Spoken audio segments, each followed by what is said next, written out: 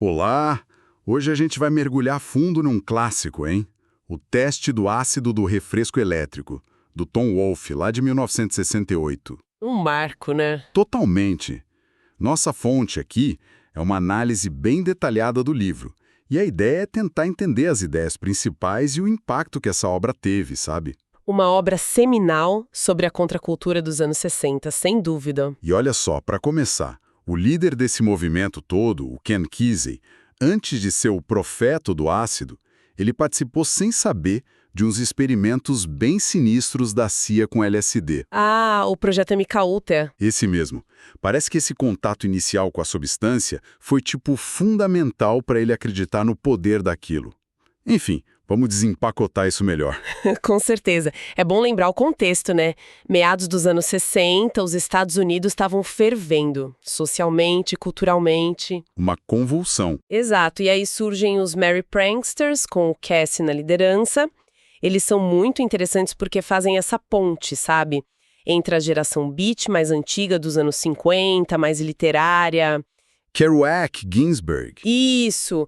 E os hippies que viriam logo depois, mais focados na experiência, na vivência. Os pranksters estão ali no meio. E o Cassie era a figura central. Já era um escritor respeitado por um estranho no ninho, né? Sim, e ele usou a grana do livro, dizem, para montar aquela comunidade em La Ronda, na Califórnia. Um lugar focado nessas experiências psicodélicas. Parece que aquelas experiências com LSD lá atrás, mesmo involuntárias, realmente convenceram ele do potencial daquilo para transformar a consciência. Foi o gatilho, né? Daí vieram os Merry Pranksters e a famosa viagem de 64 no ônibus Further, aquele ônibus todo pintado, psicodélico. Icônico. Muito. O destino oficial era a Feira Mundial de Nova York, mas, na verdade, a viagem em si era o ponto principal. Era uma performance social radical, sabe? Um choque cultural sobre rodas, movido a alucinógenos contra a América mais conservadora. E que um detalhe incrível aí, né? O motorista. Ah, sim. Aqui a coisa fica muito interessante. O motorista era ninguém menos que Neal Cassady. O próprio Dean Moriarty de On the Road, o herói do Kerouac. Exatamente. Isso é muito simbólico, né? É como se fosse a passagem do bastão, da rebeldia mais literária dos beats para essa busca psicodélica mais performativa dos pranksters. O Wolfe até descreve como uma sequência Technicolor de On the Road. Só que vivida na prática, não só lida. Perfeito. Vivida ali em tempo real. Demais. E depois dessa viagem toda vieram os acid tests, né? Ali entre 65 e 66. Isso, os famosos S-Tests. Eram o que exatamente? Festas? Basicamente, sim. Festas abertas, multimídia, tinha música ao vivo, muitas vezes com os Grateful Dead, antes deles estourarem. Comecinho de carreira deles. Sim, tinha luzes piscando, projeções de filmes, slides e, claro, LSD. Dizem que distribuíam no ponche, em algumas delas. Que loucura. E qual era o objetivo disso tudo? A ideia era atingir o que eles chamavam de intersubjetividade, uma espécie de consciência coletiva compartilhada, potencializada pelo LSD. O Trips Festival lá em São Francisco foi meio que o auge disso, levou a ideia para muito mais gente. E quem estava lá observando tudo isso era o Tom Wolfe, um jornalista considerado careta, né, de fora daquele universo. Exato. E o fascinante é como ele fez isso.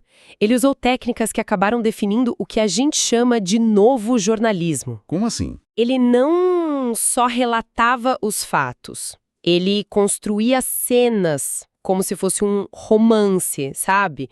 Usava diálogos na íntegra, adotava o ponto de vista dos personagens, dos pranksters. Mergulhava na cabeça deles. Isso, e prestava muita atenção aos detalhes de status, como ele chamava.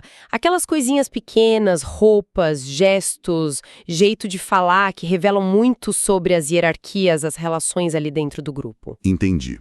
Não era só viagem lisérgica. Ele via a dinâmica social também. Precisamente, ele queria capturar a realidade subjetiva daquela galera.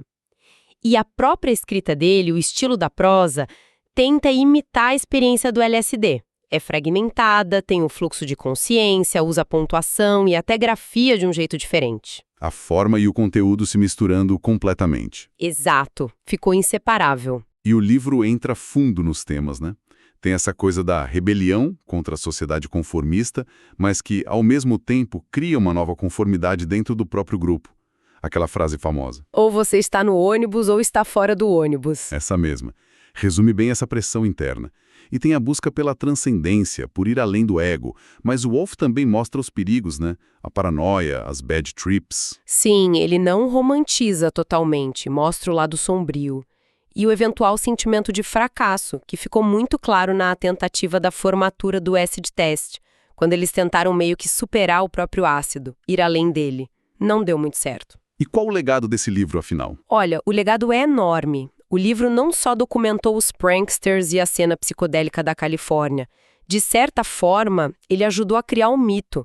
Deu uma narrativa, deu um rosto para esse movimento para o grande público. Transformou eles em ícones. Com certeza. Casey, Cassidy e os pranksters viraram figuras icônicas da contracultura. O livro se tornou o livro essencial sobre os hippies, sobre aquela época. E, claro, uma obra fundamental do novo jornalismo. Mudou muito a nossa memória dos anos 60. Então, resumindo um pouco, o teste do ácido capturou um momento cultural único, super efervescente, com um estilo de escrita também revolucionário para a época. Contou a história dos Merry Pranksters, desde a euforia inicial até uma certa fragmentação, nessa busca deles por uma nova consciência através do LSD. O que fica disso tudo, então? O interessante é que o livro não termina de um jeito triunfante, sabe?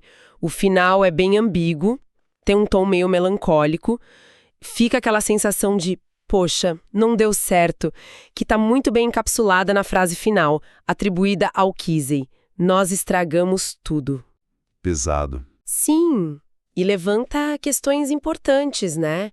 Sobre a sustentabilidade desse tipo de revolução baseada em química, em substâncias, e também sobre essa linha tênue entre o jornalista que documenta um fenômeno e o jornalista que, ao narrar, acaba ajudando a criar ou a moldar esse mesmo fenômeno. A observação altera o observado. Exatamente, a linha ficou bem borrada ali. Fica uma reflexão final, então.